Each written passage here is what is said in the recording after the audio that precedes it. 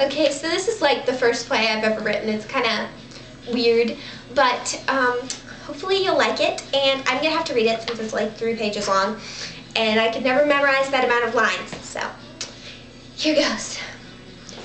I am Jezebel, wife of Ahab, daughter of Ethbaal, king of the Sidonians.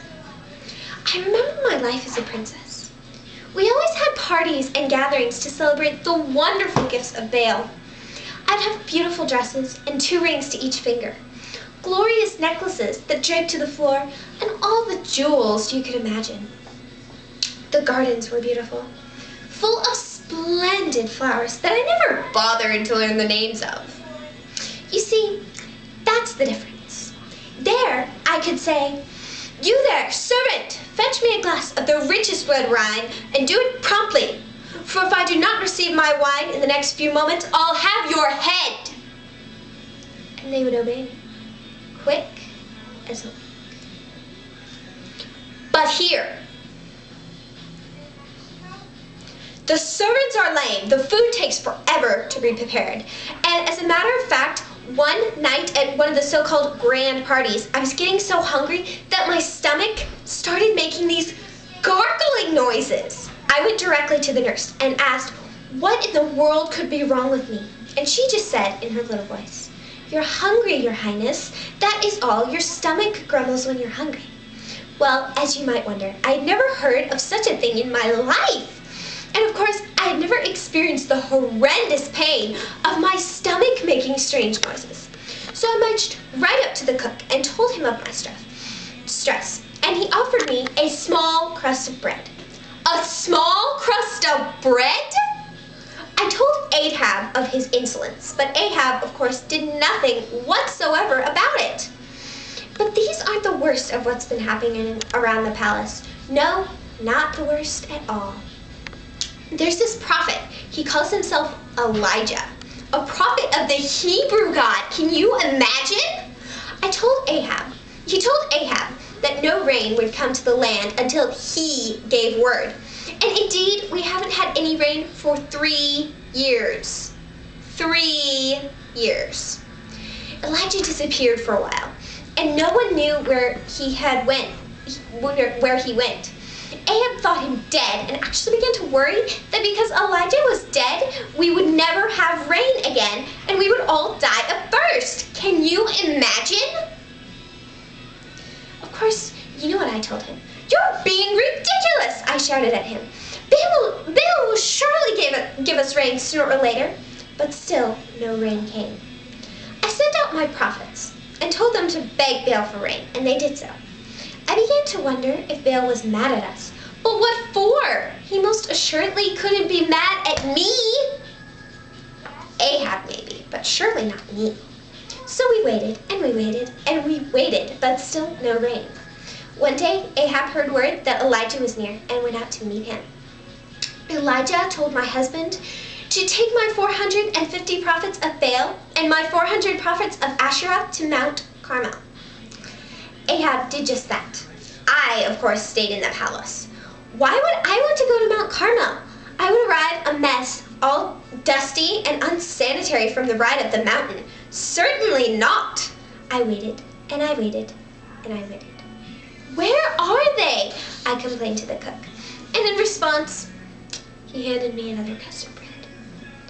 This time, I took a little nibble of the bread. "Mortifying!" I screeched at the cook as I threw the repulsive substance out the window. Little did I know where it landed. And so I waited, and I waited, and I waited, and I waited some more. My stomach started making little grumbling noises again. As you can imagine, I let out a long groan of distaste. I turned around to find Ahab looking at me curiously. "Well, where have you been?" I cried, trying to take the attention off my loud, repulsive groan. "You're not going to like this, Jezebel," said Ahab, looking mournful. "What am I not going to like? Where are my prophets? Go and fetch them for me this instant." "They're all dead," he replied. "They're all dead." Well, I'm sure you could imagine my rage. Nothing like this would ever happen in my father's court. All dead? All Dead? I'm sure he could see the steam coming from my ears. I surely could feel it.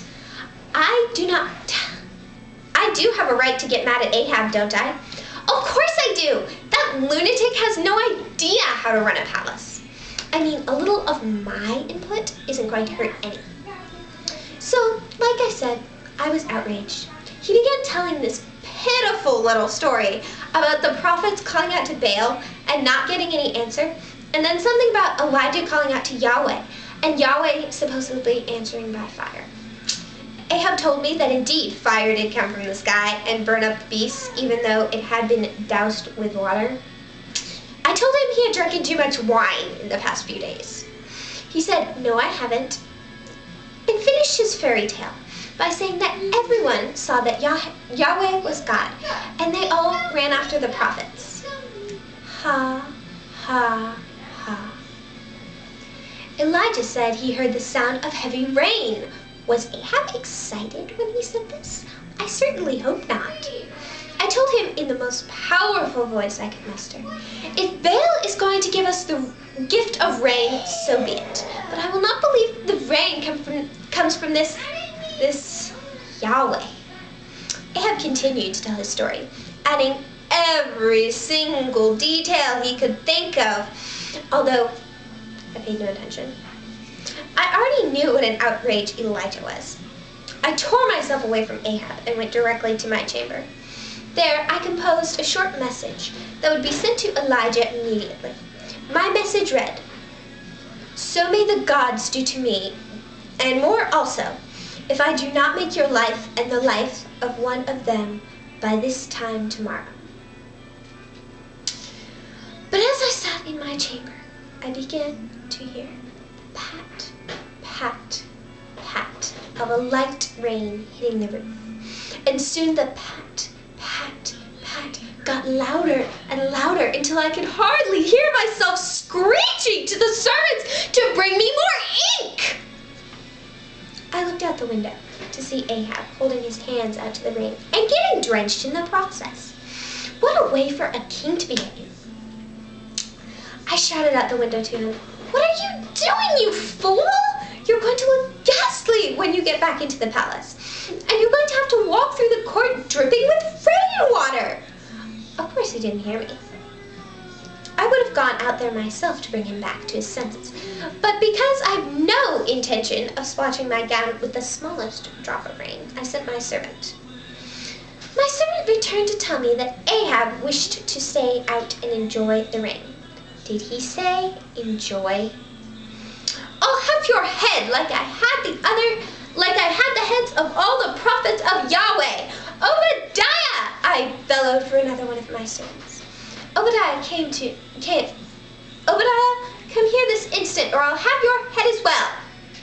Obadiah, thankfully, came as I bid it.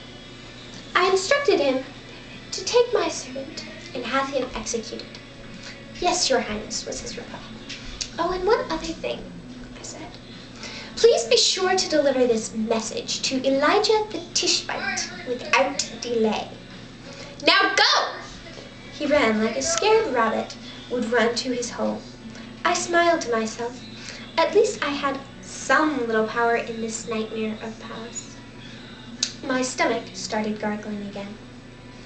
I decided that I must have a strange disease due to my stomach grumbling so often now. I went to the nurse once more. "Maybe I should eat more," I told her. "Yes, your highness," she replied in that squeaky voice she had. I left the nurse and decided to restrain from going to the cook. As you might guess, he would just give me another crust of bread. I went back into my chamber and again stared out the window.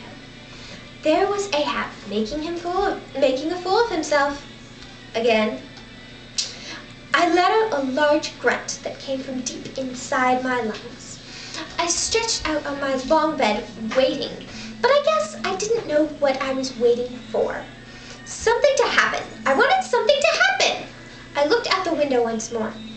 There were all the townsfolk standing in the rain with my husband. They were singing something.